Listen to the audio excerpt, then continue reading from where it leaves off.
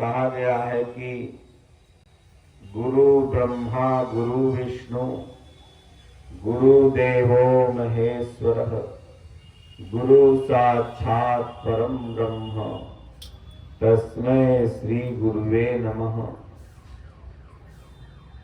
अगर इस संसार में गुरु न होता तो मनुष्य मनुष्य न होता बल्कि पशु होता। संसार में गुरु के कई स्तर हैं। प्रथम स्तर के गुरु हर जीव का, हर मनुष्य का माता पिता होते हैं। माता पिता 5 वर्ष तक अपने बच्चों को अच्छी शिक्षा देते हैं, उसके बाद फिर विद्यालय में भेजते हैं तो विद्यालय में अध्यापक गुरु बन जाते हैं। भगवान कोई न कोई रूप में गुरु बन करके इस जीव को मनुष्य बनाते हैं। सोचिए कि जंगलों में आज भी तमाम ऐसे जंगल हैं, छत्तीसगढ़ वगैरह में, महाराष्ट्र में भी, जहाँ पर आदिवासी पाए जाते हैं जिनको कोई गुरु नहीं मिला, तो उनमें और पशु में कोई अंतर नहीं है।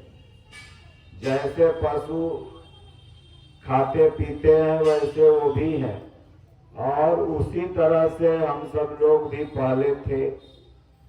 इसलिए मनुष्य को मनुष्य बनाने वाला गुरु होता है। तो अध्यापक शिक्षक वृंद भी एक स्तर तक के गुरु हैं। वहां पर जब बच्चा पढ़ने जाता है तो धार्मिक, सांस्कृतिक और उसके विषय की पढ़ाई में वो निपुण बनाते हैं।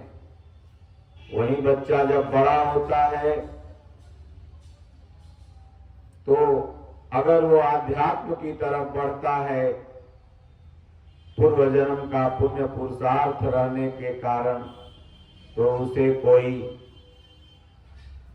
सदगुरु मिलते हैं, महापुरुष मिलते हैं। अगर वो समाज में सांसारिक जीवन व्यतीत करना चाहता है तो हर पग पग पर गुरु मिलते हैं। हम सबको हर पग पग पर सीखने की जरूरत है। इसीलिए हमारे शास्त्रों में गुरु का महत्व बताया गया, और गुरु को भगवान से भी बड़ा बताया गया कि हरि ने जन्म दियो जग माही, गुरु ने आवा गमन छुड़ाई। भगवान परमात्मा सिर्फ जन्म देते हैं। बहुत से लोगों को सत्संग सुनने का मन नहीं रहता है तो सोचते हैं ठंडा लग रहा है, बाबा अगर पंडाल छवा देते तो चलते सुनते सत्संग। और अभी कोई नाचे वाली आ जाए तो पंडाल की कोई जरूरत नहीं, तो बर्फ काहे न गिरे, पानी काहे न पड़े, है? फिर आके देखने लगेगा। तो मन का एक बहाना है। सुनने वाले कहीं से भी सुन सकते हैं, न सुनने वालों के मन में एक बहाना है। तो इसलिए गुरु जो होता है वो ज्ञान देता है। तो कहते हैं कि हरि ने जन्म दियो जग माही, भगवान सिर्फ इस धरती पर जीव को जन्म देते हैं। वो कोई भी जीव हो। देखते हैं एक कुत्ता अगर है, आजकल कुत्तों को भी पढ़ाने वाले मास्टर हैं पयासी जी, अगर पढ़ा देंगे तो मिलिट्री का कुत्ता हाथ मिलाता है, बारूद 20 फीट नीचे है वो भी सूंघ के बता देगा। हमारे यहाँ आश्रम में ही कुत्ता है, लौकू से जब आरती होता है रहू करने लगता है, उसको पता हो जाता है कि आरती हो रही। जैसे डमरू बजेगा तो अपना अलार्म चालू कर देता है। तो जैसा सीख दोगे तो जीव भी उस तरह का सीख लेते हैं। इंसान तो इंसान है। इसलिए गुरु का मतलब यह नहीं कि जो आपको आध्यात्म की शिक्षा दे वो तो सदगुरु है। आप यहाँ से बख्तियारपुर जा रहे हैं, रास्ते में गुरु मिल सकते हैं। कोई अगर यही बता दिया कि बेटा दाहिने से जाओ बाएं से मत जाओ, तो वो तुम्हारा गुरु हो गया, तुम्हें ज्ञान दे दिया। और अगर फॉलो कर लोगे तो शायद स्टूडेंट से बच जाओ, नहीं करोगे तो 6 महीना बेड रेस्ट। तो इसलिए हरि ने जन्म दियो जग माही। इसलिए अर्जुन को जानते हैं कितने गुरु थे? 3 गुरु। और हमारे दत्तात्रेय महाराज 24 गुरु दत्तात्रेय महाराज जी को। और आजकल लोग कहते हैं कि गुरु एक बनाना चाहिए, चाहे कैसनो हो एक बनाओ। ऐसा नहीं, जिसके भी अंदर गुण हो वो तुम्हारा गुरु हो सकता है। सिमिटी सिमिटी जल भर ही तालाबा। तालाब एक एक बूंद से तालाब बनता है। एक ही बार क्या तालाब में पूरा पानी पड़ जाता है? नहीं, एक एक बूंद से तालाब बनता है। उसी तरह से आप छोटे छोटे एक एक गुण किसी से संग्रहित करते रहेंगे तो आप एक दिन गुणों का तालाब बन जाएंगे, भंडार बन जाएंगे। और जिन सज्जन सद्गुण पहियावा। तो गुरु अब हमने बना लिया, आजीवन फिर उसे छोड़ नहीं सकते। आपने किसी व्यक्ति को अगर गुरु बनाया है तब तो आप उसको पकड़े रहिए। अगर आपने किसी के गुण को गुरु बनाया है तब तो आप उसे छोड़ और पकड़ सकते हैं। तो व्यक्ति गुरु नहीं होता, बल्कि उसके अंदर का जो गुण होता है वो गुरु होता है। इसलिए देखते हैं अपने से छोटे उम्र का भी अगर कोई उपदेशक है तो बुजुर्ग लोग भी उसे प्रणाम करते हैं, क्योंकि उसके गुण उनसे उन्नत है।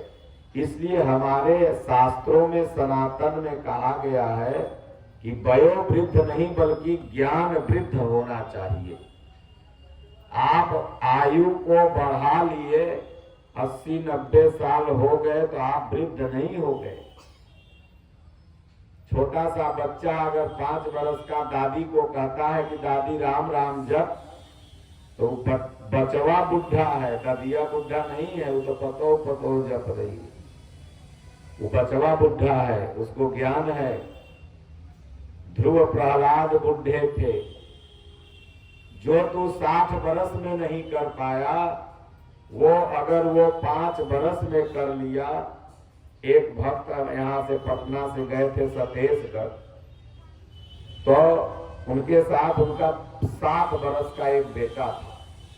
वो बोले महाराज जी हम लोगों को यहाँ आने में 47 वर्ष लग गया। मतलब उनकी उम्र 47 वर्ष की थी। बोले इतने दिव्य दरबार में और इतने दिव्य महापुरुष का दर्शन करने में 47 वर्ष हमारे बीत गए। हमसे तो ज्यादा मेरा ये बेटा भाग्यशाली है कि 7 वर्ष में ही इतने बड़े महापुरुष का दर्शन कर लिया और इतने बड़े आश्रम में आ गया। हमें 47 साल गुजारना पड़ा तब एक महापुरुष का दर्शन हुआ और ये 7 वर्ष में ही पा गया।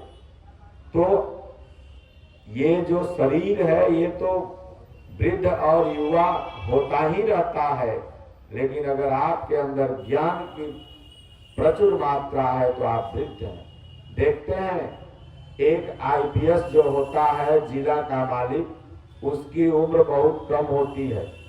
आज मेरे पास एक आए थे आलोक प्रकाश, चित्रगुप्त नगर पटना के थाना प्रभारी हैं, पंकज जी के साथ।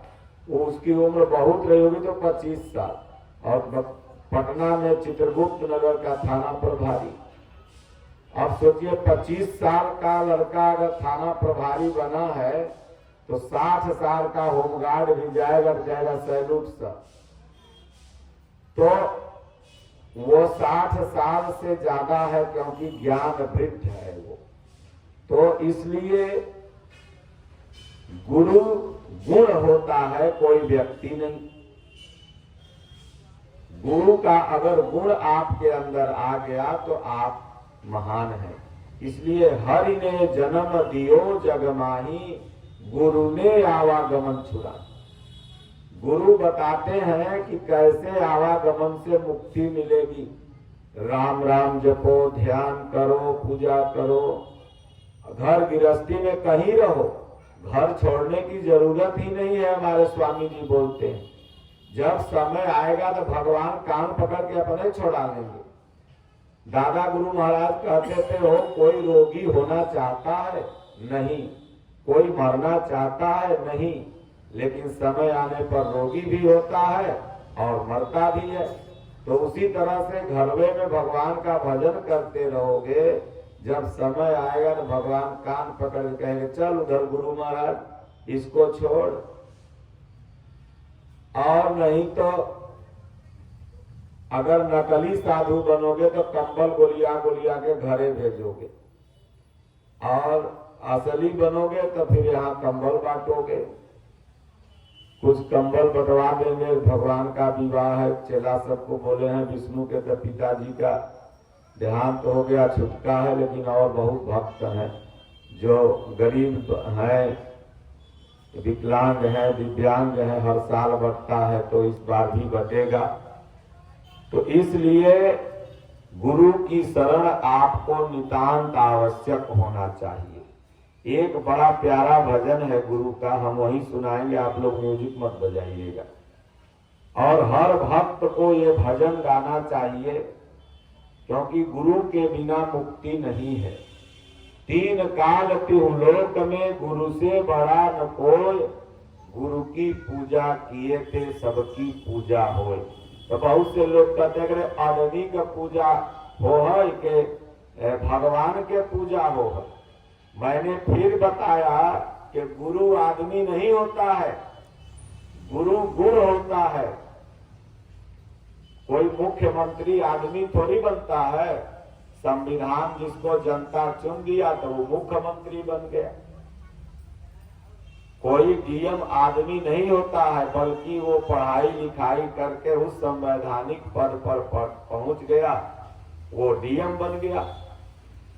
तो उसी तरह से गुरु कोई आदमी नहीं, बल्कि जो महापुरुष मन सहित इंद्रियों को बस में करके अपने आत्मा को परमात्मा से अटैच कर दिया, वही गुरु है। तो वो आदमी नहीं हो सकता, वह एक गुण है, एक पावर है। तो इसलिए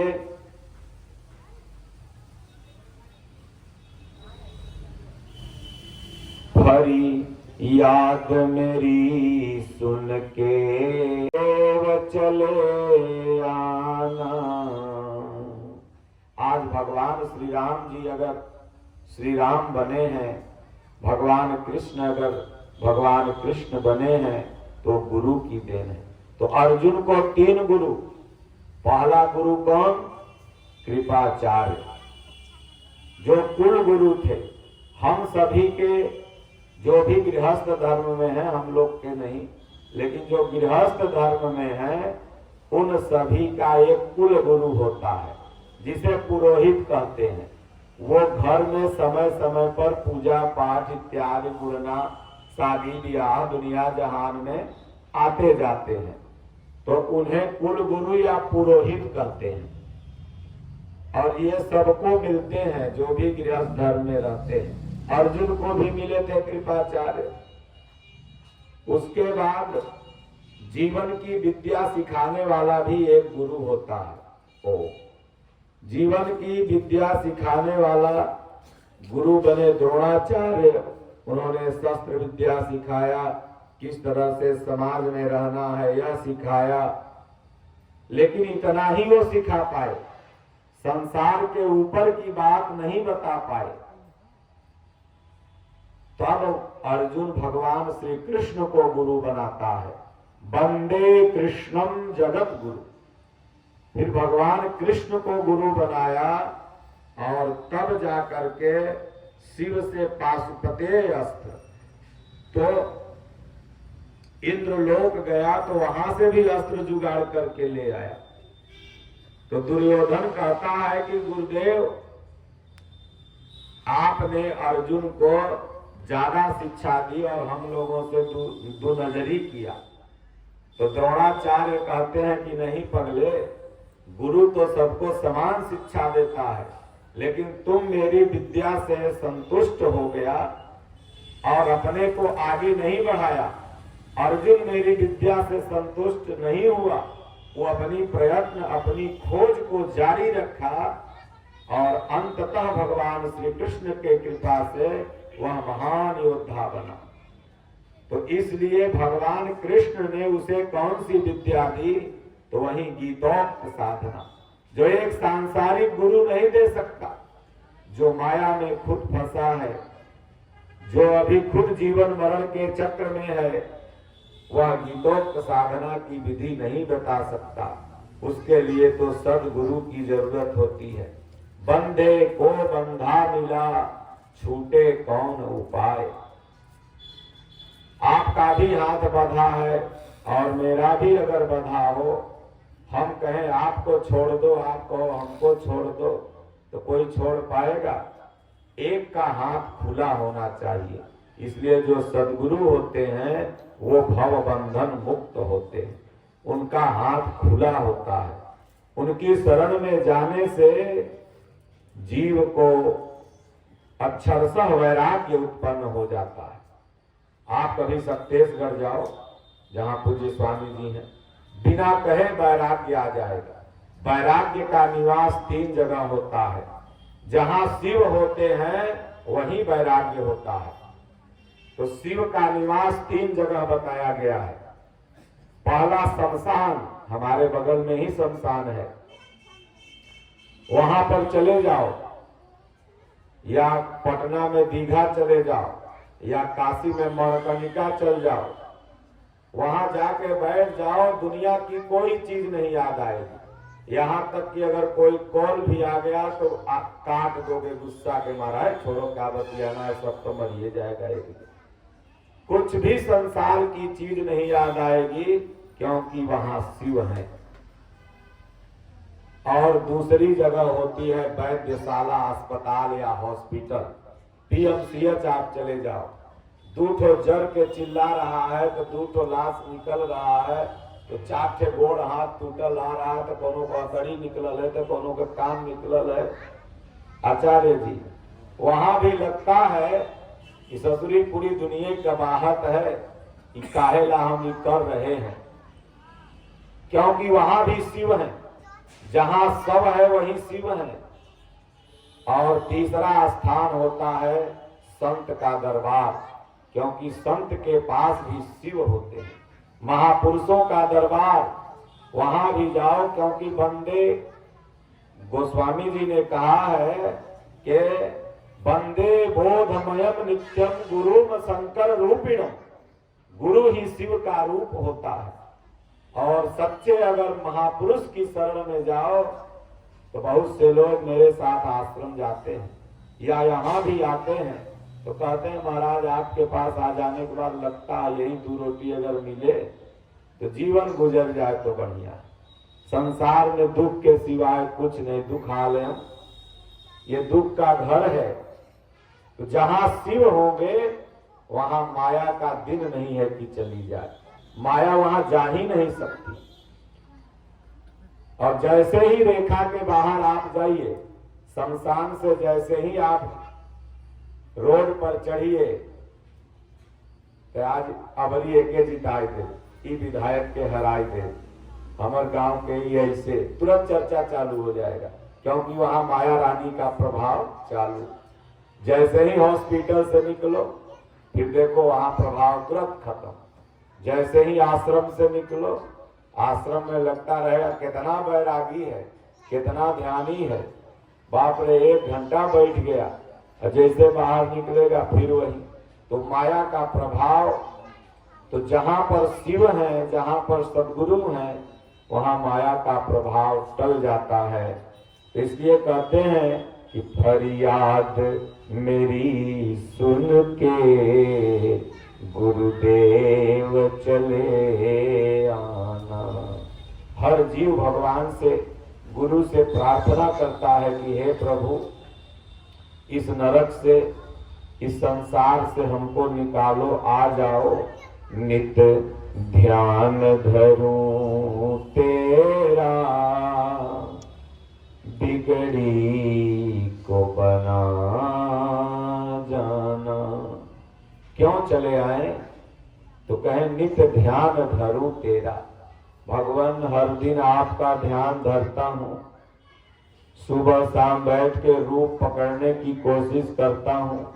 कभी रूप आता है, भाग जाता है, कभी टिकता है, कभी हल्का दिखता है। ध्यान नित्य धरता हूँ।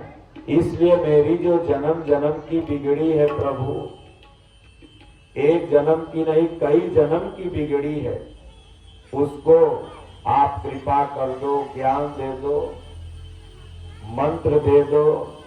और वो मंत्र है ओम ओम ओम, या राम राम राम। राम से पहले भी राम थे। अगर राम जी को ही भगवान मान लिया जाए तो दशरथ के भगवान कौन थे, अज के भगवान कौन थे? तो राम के पहले भी वह सच्चिदानंद राम, जो कल मैं बताया था कि राम परमात्मा का नाम है, भगवान का नाम है, और स्वयं भगवान ही राम रूप में अवतरित हुए थे त्रेता युग में, इस धरती का भार उतारने के लिए। तो कहते हैं कि तुझे अपना समझ कर मैं फरियाद सुनाता हूँ। आखिर में दुख किसके पास लेके जाता है? जब बच्चा को घर में मारिए, छोटे से बच्चा को, तो मम्मी के पास जाएगा, मम्मी हमको पापा मारे हैं, भैया मारा है। या गांव में कोई मारेगा तो जाके बताएगा। हे प्रभु, जब दुख आए तो आखिर में किससे फरियाद सुनाऊं? आप नहीं सुनोगे तो कौन सुनेगा? जब यह जीव दुखी होता है तब ईश्वर की शरण में जाता है। विभीषण भी दुखी हुआ तो राम की शरण आया। इसलिए भारत में सुसाइड रेटिंग अन्य देशों से कम है। अब तो भारत में भी लगभग बराबरी कर रहा है सुसाइड। पहले आप सब लोग न्यूज़पेपर, टीवी इत्यादि में सुसाइड बहुत कम देखते रहे होंगे। 10, 20, 50 गांव में सुनने को मिलता था कि कोई लड़की फांसी लगा ली या कोई लड़का फांसी लगा लिया, वो भी 2, 4, 10, 20 बरस में। लेकिन अब तो हर गांव की घटना और महीने में 1-2 हो ही जाती है। सुसाइड रेटिंग बढ़ता चला जा रहा है। आप अपने आप को खत्म कर लेना, अपने जान को खत्म कर लेना, इसको सुसाइड कहते हैं। पहले भारत के लोग आध्यात्मिक हुआ करते थे। अगर घर में लड़ाई हुआ तो शिकायत गुरु महाराज से। जैसे अभी भी तमाम भक्त ऐसे हैं, हम लोग बाहर जाते रहते हैं तो घर में अगर लड़ाई होता है तो बता देंगे हमसे कि महाराज जी देखिए ऐसे ऐसे हो गया। तो गुरु का काम होता है कि अगर उसका 2 रोटी खा रहा है तो समझा दिया तो वो कंफ्यूजन उसका दूर हो गया, फिर दोनों में प्रेम हो गया। तो पहले गुरु महाराज होते थे, संत होते थे। घर में लड़ाई होता था, बेटवा नहीं कहल मान रहा है, गुरु महाराज के पास लाए, गुरु महाराज दिमाग से समझा देते थे। एक महात्मा थे तो उनके यहाँ एक लड़का का पिताजी आया, बोले महाराज हमार बेटवा जो है ना वही गांजा पीता है, कृपा करो सुधर जाए। तो गुरु महाराज के बेटवा को लेके आना, तब समझा देंगे। तो बेटवा करे समझावत महाराज थक गए हैं, कोई जंतर दे दो, भभूत दे दो। अरे बोले ससुरा हम ठग नहीं है, जंतर दे भभूत दे, तुम लेके आना, मैं उसको समझा दूंगा, ठीक हो जाएगा। अरे कहे बहुत समझाए, ओकर नानी समझाई, मौसी समझाई, दादी समझाई तो हर बात कहाँ से समझ लेगा। बोले ले आना ना। तो जब कहे ठीक है तो हम तो देख लेते हैं। तो लेके आया तो कहे महाराज यह बचवा है, बड़ा गांजा पीता है। तो महाराज कहे बड़ा अच्छा करता है, गांजा पीता है तो बड़ा अच्छा करता है। देखो भाई, गांजा पीने वालों को बुढ़ापा नहीं आता है और गांजा पीने वालों को कुत्ता भी नहीं काटता है और गांजा पीने वालों के घर में कभी चोरी नहीं होता है। समझे राय जी? तो हम खूब फूकत रहा पहले, अब तो छोड़ देला। तब बपवा सोचे बाप रे, गांजा पिए में बड़ा फायदा है, बुढ़ापा नहीं आएगा, सदैव जवान रहेंगे, ब्यूटी पार्लर क्रीम दुनिया जहान नहीं लगाना होगा और घर में चोरी नहीं होगी, सीसीटीवी कैमरों लगाने की जरूरत नहीं होगी। और कुकुर सबसे ज्यादा, कभी कभी रात हो जाता है, त्रिशूल को तो हमारे लाठी लेके चल जाता है कुकुर के डर से। तो कुकुर नहीं काटेगा, यह ठीक है। तो कहा गुरु महाराज तब तो हम एक फूक लिया करें, बढ़िया है, तो कैसे फायदा है तनी हमको बता दीजिए। तो गुरु महाराज कहे देख बेटा, जो गांजा पीने वाला व्यक्ति होता है उसे बुढ़ापा इसलिए नहीं आता है कि 20 वर्ष में टें हो जाएगा तो बुढ़ापा क्या देखेगा। 20 वर्ष में राम नाम सत्य। अभी का देखिए कि दादा जिंदा है, पोता मर गया, अभी चल रहा है समाज में। दादा जिंदा है, दादी जिंदी है, बेटा मर गया। तो पता लगा लीवर कैंसर हो गया था, किडनी फेल हो गई थी, गांजा से टीबी हो गया था, मर गया। ये समाज में चल रहा है। तो बोले देख बेटवा, बुढ़ापा आईबे नहीं करी, 20-25 वर्ष में अपने सुटुक जाई, तब फिर बुढ़ापा देखी कहां से। बोले गुरु महाराज आप बोले कुत्ता नहीं काटेगा, तो बोले देख गांजा पीने वाले हो जाते हैं कमजोर, और जब कमजोर हो जाएंगे तो लाठी लेके चलते हैं ऐसे ऐसे ठेक ठेक के। तो कुकुर सरवा लाठी देखी तो उधरे भाग जाए, कहले काटे आई। बोले तीसरा फायदा, घर में चोरी नहीं होती है। बोले तीसरा फायदा ये है कि गांजा पीने वालों को दमा की बीमारी हो जाती है। तो रात बनी है सोने के लिए, वो घरे में बैठ के रात भर खांसत रहे। तो चोरवा सोची के बाप रे बुढ़वा जागता, जाप तो पकड़ ले ही।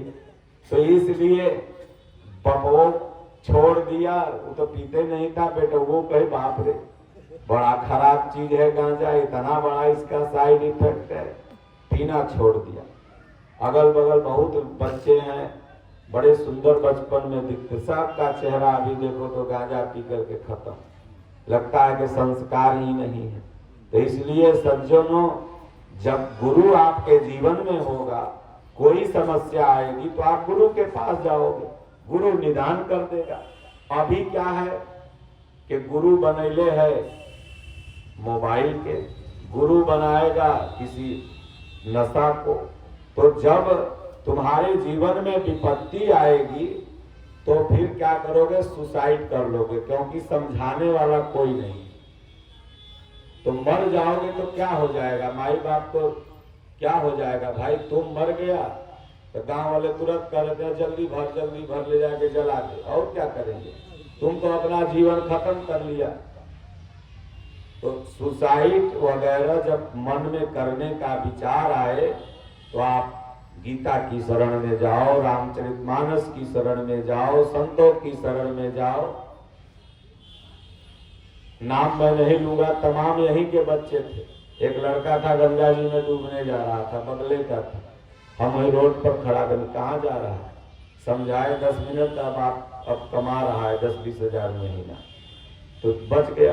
तो कई ऐसे जब संत महात्माओं के पास जुड़ोगे तो ज्ञान मिलेगा। इसीलिए कहते हैं कि तुझे अपना समझ कर मैं फरियाद सुनाता हूँ, तेरे दर पर आकर के नित शीस झुकाता हूँ। आश्रम के सामने से जाओ, मंदिर के सामने से जाओ, संतों के सामने से जाओ, तो थोड़ा सा शीश झुका लो, वहां ऐठ के मत जाओ। यहाँ है कि ऐठ के जाएगा, कितना कम देखते हैं कि मंदिरों की तरफ रहेगा और मंदिरों की तरफ थूकत जाएगा, मंदिर के सामने ही थूक देगा। उतना दूर से ससुरे यही है सब। अब पेशाब कहाँ करिए सो तही मंदिरवा के बगल में, पेशाब करे के अड्डा बनल है, अब तो घर बन गया ना तो पेशाब यहाँ। तो यही नहीं तुमको पता है कि हम मंदिर के सामने से गुजर रहे हैं, थूक रहे हैं और अभिमान में चले भगवान हमारा खाना दे के हम भगवान के भजियो। तो इसलिए जब भी गुजरो महात्माओं को देखो, मंदिरों भगवान को देखो तो शीश को झुका लो, कुछ मिलेगा ही, तुम्हारा जाएगा नहीं। आशीर्वाद जो होता है वो समय पर काम आता है। इसलिए क्यों भूल गए भगवन मुझे समझ के बेगाना, मेरी नाव भंवर डोले तुम ही खेवैया हो, जग के रखवाले तुम ही तो कन्हैया हो। जो गुरु होता है ना वही आपके लिए भगवान आपका है। स्वामी रामकृष्ण परमहंस के गुरु, विवेकानंद जी के गुरु स्वामी रामकृष्ण परमहंस स्वामी विवेकानंद जी को कहे, मैं ही राम हूँ, मैं ही कृष्ण हूँ जो द्वापर त्रेता में हुए, इसलिए तुम्हें अगर चाहिए तो मेरे स्वरूप को देखो। तो इसलिए कहते हैं कि प्रभु तुम ही तो कन्हैया हो, तुम बिन न कोई मेरा, इस तुम बिन न कोई मेरा, अब नाथ सहारा है। कर दया दृष्टि प्रभु जी, भव पार लगा देना, इस जीवन को मैंने तुम पर ही बारा है। पूरा जीवन प्रभु आपके श्री चरणों में समर्पित है। इसलिए हे भगवान दया करके वो हमें ज्ञान प्रदान करो जो आपने अर्जुन को दिया। हे प्रभु वह ज्ञान प्राप्त करो जो आपने हनुमान जी को दिया, जिससे सबका जीवन संवर गया। ज्ञान ही आदमी को मनुष्य बनाता है और अज्ञान ही आदमी को पशु बनाता है। इसलिए आप मनुष्य तभी हैं जब आपके अंदर वह आध्यात्मिक ज्ञान हो।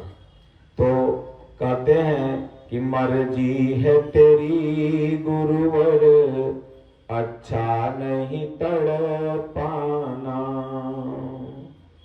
भगवान मैं तो प्रार्थना ही कर सकता हूँ, मर्जी आपकी, आप चाहे दर्शन दो, चाहे तड़पाओ, चाहे जो करो, ये जीवन आपके श्री चरणों में समर्पित है।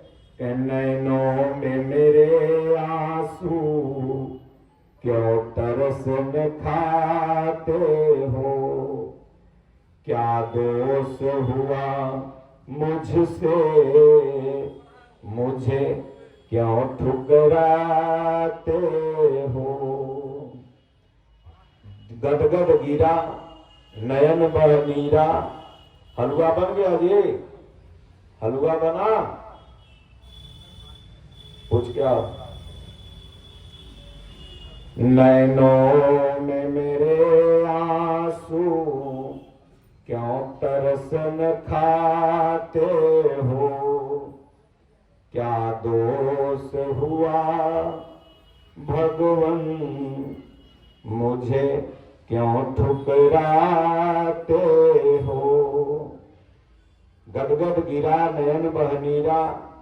भगवान के लिए जब तक आंख से आंसू नहीं निकलेगा, देखो रुपया फिर भुलाई जाए तो कितना आदमी रोवा है। सोना माई लोग को भुलाया जाए तो बुलुक बुलुक 3-4 दिन तक रोती है। वो प्यार करती है ना सोने से, किसी का बच्चा खो जाए तो कितना मेला में इधर से उधर रोएगी, लेकिन भगवानों के लिए कहियो रोया कोई? सामान के लिए हम सब लोग बहुत रोते हैं, लेकिन भगवान के लिए जिस दिन रोना चालू कर दोगे ना, तो वही दिन भगवान मिल जाएंगे। लोग कह रहे हम भगवान मिले हैं, तो भगवान के लिए रोया कहाँ? सामान खो जाए तो रोते हैं, बचवा बीमार हो गया तो रोने लगेंगे।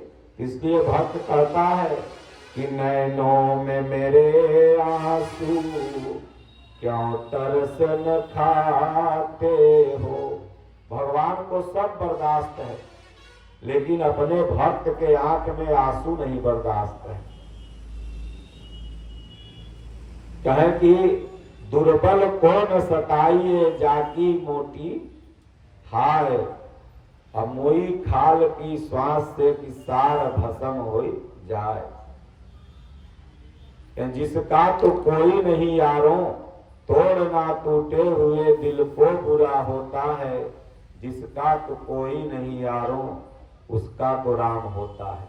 तो इसलिए जो भगवान का भक्त है और सच्चा दिल से रो रहा है, और अगर उसे सताओगे तो तुम्हें कोई न कोई रूप से ये प्रकृति दंडित कर देगी। तो भगवान के लिए आंसू बहा के तो देखो, माता मीरा ने बहाया, कृष्ण भगवान तुरंत मिल गए। माता मीरा की साड़ी जो यहाँ से यहाँ तक की थी ना, वो हमेशा गीली रहती थी, रोते रहती थी भगवान के लिए। इसलिए नैनों में मेरे आंसू क्यों तरस न खाते हो। हे प्रभु, आपके लिए मैं रो रहा हूं। भक्त प्रहलाद रोए, ध्रुव रोए, क्यों तरस न खाते हो। क्या दोष हुआ मुझसे, मुझे क्यों ठुकराते हो। भगवान, मैं दोषी तो हूं ही, जन्म जन्म का पातकी हूं, जन्म जन्म से कुसंस्कारों में फंसा हुआ हूं, लेकिन आप तो दोष को देखते ही नहीं हो, आप तो गुण को देखते हो। अब बाड़ू बेचारा नहीं गाता है, बिटिया के यहाँ रहता है, लेकिन एक भजन वो गाता था कि न जाने कौन से गुण पर दया निधि रीझ जाते हैं। भगवान हमारे आपके न जाने कोई से ऐसे गुण पर वो कृपा कर दे, किसी को नहीं पता चलेगा। इसलिए भगवान, अगर दोष देखोगे तो हम तो दोष की खदान है। तो इसलिए हे गुरुदेव, अब कृपा करो गुरुवर, सुन के मेरा अफसाना। अब पंकज बस खत्मे है। अब कृपा करो गुरुवर, सुन के मेरा अफसाना। फरियाद मेरी सुन के गुरुदेव चले आना। सच्चा जब फरियाद लगा दोगे भगवान में, तो वो गुरु रूप में आपकी आके मदद करता है। वो भगवान ही आएगा, वो परमात्मा ही आएगा, वो ईश्वर ही आएगा, वो गुरु बन के आएगा। माई लोग भजन गाती है ना, कभी राम बन के, कभी श्याम बन के चले आना, प्रभु जी चले आना। तो विवाह उत्सव है पयासी जी, तो बढ़िया विवाह उत्सव पर भजन विवाह का सुनाइए, और उसके बाद यही कभी राम बन के, कभी श्याम बन के, और तब फिर आरती होगी। बोलो गुरुदेव भगवान की जय, राजा रामचंद्र भगवान की जय। हरि ओम। शांति शांति शांति।